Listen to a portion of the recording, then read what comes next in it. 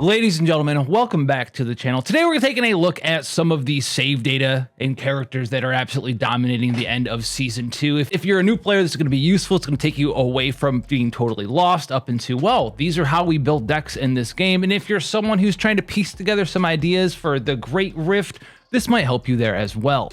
First up, one of the most popular characters that you can see, and the build for them as well, is going to be none other than this iteration of Narja. This is going to be a bottomless hunger Narja deck. This was the first save data archetype that I think we even wanted to take a look at when the character was revealed, and it's going to be based around one of two versions of bottomless hunger. But most importantly, one of the things that all of these deck archetypes have is they have draw a card, divine epiphany on the bottomless hunger. Now, my favorite version of bottomless hunger is the one that gives you 3 veracity, and then the next 2 times you consume that veracity, it will decrease a cost of a random card in your hand by 1 for that turn. However, there is the other version that you can use that doesn't give you any veracity at all, and just simply will just decrease 2 costs of random cards in your hand by 1 for the turn as well. The other notable thing that you'll see in a lot of these save datas for Narja is that they are very, very small decks. So you're gonna have bottomless hunger, you're gonna keep mealtime in there, you're gonna go for voluntary control to give you 6 stacks or more of veracity. A lot of the times you can get the draw card, a non-divine epiphany on voluntary control as well. That way you have basically everything in your deck is going to draw you a card except for mealtime itself. Another thing that you can think of as well is the Shackles of Hunger. This is going to have the attunement of 4 veracity on it. Typically, a lot of players are removing this card from their deck if they don't have draw a card on this version of Shackles of Hunger, as well, as it's just kind of like a card that costs an AP, doesn't do a whole lot. You can't replace itself if it doesn't have draw a card on it. And so you have to sort of, well, determine if that free 4 veracity is worth the card just being in your deck. For some players it is, for some players it's not so much. That's going to be, well, dependent up onto you, but all of these decks for Narja are all looking very, very similar, and it's just the go-to Narja stand, and she's just that good still inside of Season 2. Serenial is another fantastic character who is, well, dominating Season 2. Who could have expected it? Well, apparently the developers might not have, because a lot of the different enemies and encounters in Season 2 don't really like Serenial that much, but she's still super good, and she's doing exactly what it is that she wants to do, which is just a bunch of free value damage. A lot of these decks are based around copying homing laser as many times as possible, and there's going to be a lot of different variations. As you can see, some players are going for the vulnerable on the homing laser, making sure you do as much damage as humanly possible, making sure Serenial is as consistent as possible, as well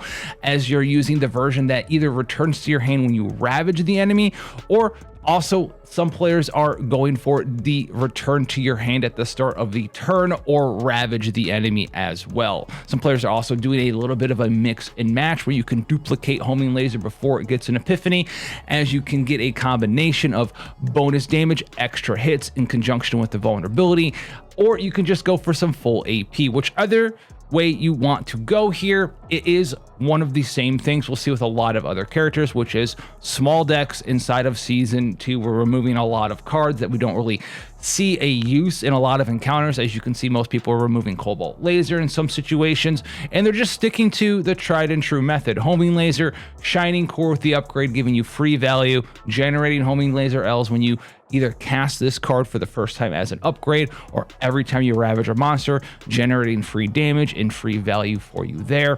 And then last but definitely not least is Pale Shooting Star, which allows you to do a lot of different things. It's one of the best ultimate cards for any character in CZN because of just how useful it is in conjunction, as well as how versatile it is with all the different versions of Homing Laser L that you can get. If you're using the vulnerability Homing Laser L, you're stacking a bunch of vulnerables, doing a bunch of damage. If you're using a Homing Laser L that gives you a bunch of AP, well, then this is actually going to be generating you AP, because on top of doing the damage and casting the card and generating the AP off of your AP divines on your homing lasers, if you break the monster, guess what? They're going to return to your hand as well afterwards to then either generate more AP for you or put even more vulnerable on the target while doing damage. Serenial is going to be here to stay. She's not going anywhere, and she's a fantastic character. As we can see, based on her rankings inside of the leaderboards for season 2. Another fantastic character who's even better in season 2 and actually has like a non-meme build. Her old meme build is sort of like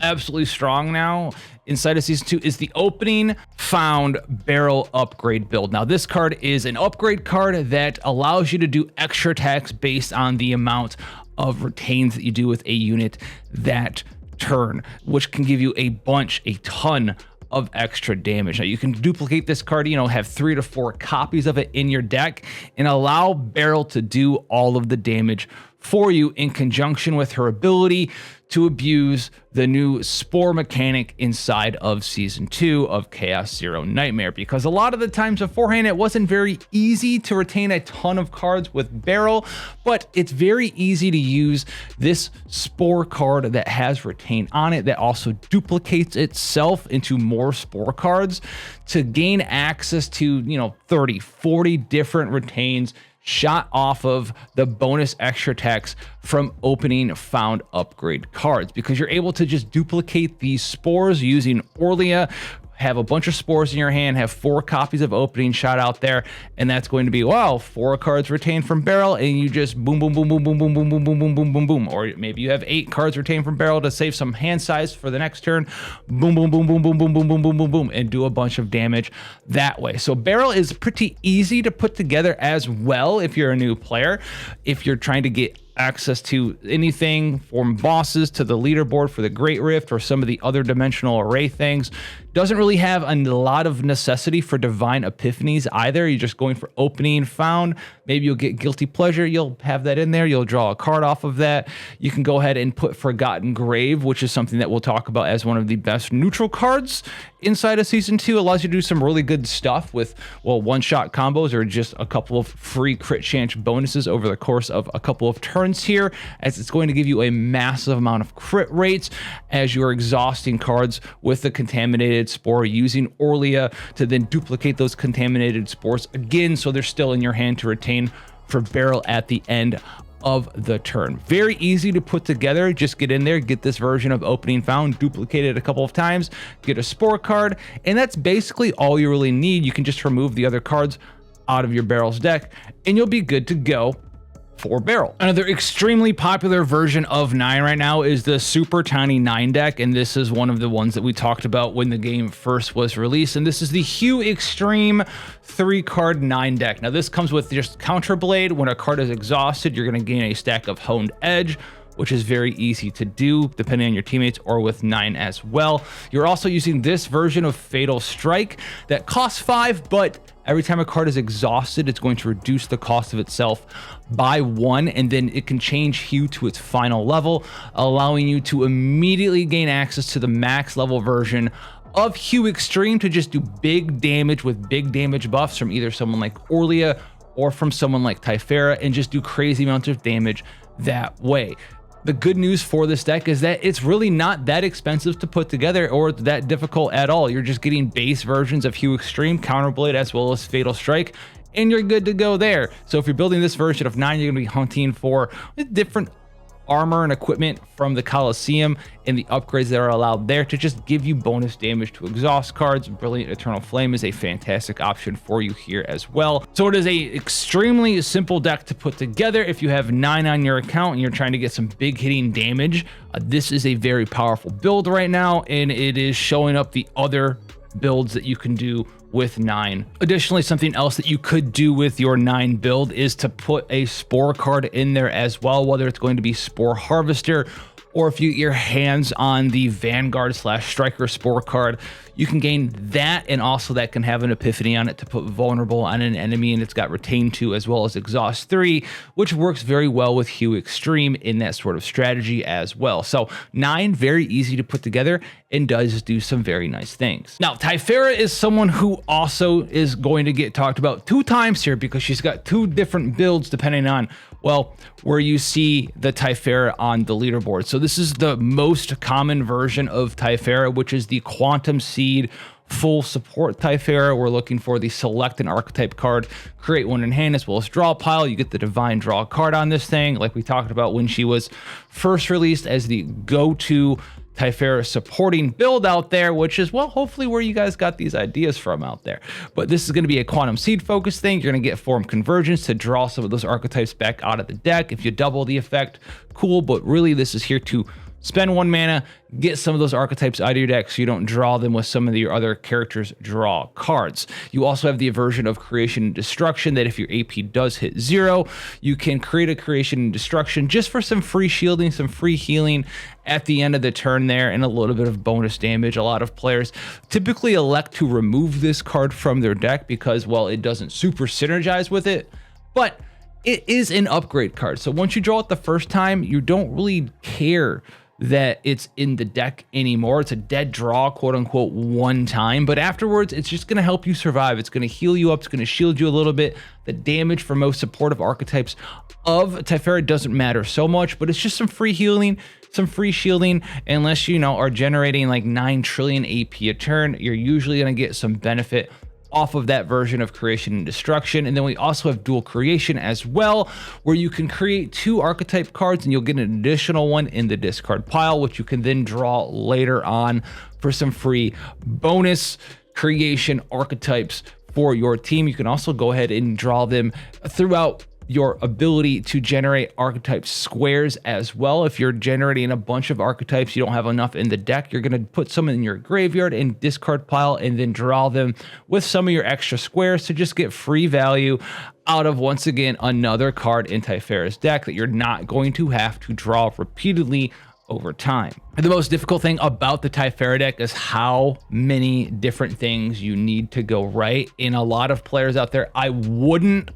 be surprised, we'll put it this way, if they were using some of the Epiphany rerollers for what you can do with the save data to get them all together. Because if you wanted to get it together naturally, you need to get the divine on the correct quantum seed, you need to get the correct form convergence, although there's like 2 of these that are pretty good. There's this one that draws 3, and then there's the other one that like draws 4, but doesn't have the double random effect on it. Creation and destruction, this version is just free. If you don't get it, I wouldn't worry too much about it. And then you also have this version of dual creation as well. But we're not quite done with Typhera yet, because there's a secondary weirdo build a lot of players are still using. Now, this is the secondary meme type version of Typhera, the high roller Typhera we talked about when her kit was first revealed. And this is based around this granddaddy creation and destruction, which does 180% defense based damage for each cost of this card. And when a card is exhausted, it's going to randomly change its cost between 1 to 9. So what you're going to be able to do with this is turn her actually into your main DPS character. You are using her with some other supports like Adagio Nia as well as Orlia to really just benefit yourself with the quantum seeds, draw some stuff, exhaust some stuff, change this as many times as possible. And it's the high roller build. It's got no consistency whatsoever in what it is. Turn by turn, you're trying to get it to roll as high damage as possible on this version, so you do a bunch of damage with this one and then get some free damage off of this version of creation and destruction as well. So it's got 2 versions of creation and destruction in it, the high roller creation and destruction, and then the ones that come down to be free for you as well. And it still is using these different variations of quantum seed. However, this one really is more AP dependent than card draw dependent on the Typhera build. So you actually want this version of quantum seed to have AP increase on it instead, because you're a very AP hungry character and you're pairing this with characters like Nia as well as Orlia to get that card draw and save all of that AP for your Typhera, and using her as your actual DPS carry, which is pretty interesting. Just keep in mind though, it's not 100% non-RNG depending on how this creation and destruction rolls and when it rolls high in comparison to what buffs you have at that point in time. However, I did want to point it out in this video because it is a really cool idea, and I am happy to see that some players are playing around with this version of Typhera and well, kind of just really getting their use out of the gacha character that they spent like their hard used currency on. It's pretty neat. And then we have the old mainstays. We're gonna go through a couple of them here real quick. We also have Veronica coming back. You know her, you love her, maybe you hate her. Repose, draw 2 other cards for 0 AP, get a divine on it to gain 1 AP on top of that. Super great. We like that a lot. You also have the version of Sir Kowalski. Some players are leaving this in as a one of, right, with the 1 cost, or you can have a divine on it like this. So it just simply draws you 2 cards. Generating the ballista isn't really the thing we care about. It's more about the card generation here. On a Sir Kowalski, we also have versions of Orlia. A lot of them are using Orlia focused around growth acceleration, and this is because a lot of players are using this AP efficiency, using her as a card draw character to not just heal you a little bit and not just for the retain activation that everyone knows and loves her for based off of her ultimate skill, Will of Light, but also getting draw a card divine on it so you can, well, make sure you have big softies buffing up your damage. You keep proccing it for damage, get some vulnerable on it as well, and you just kind of cycle through your deck with growth acceleration.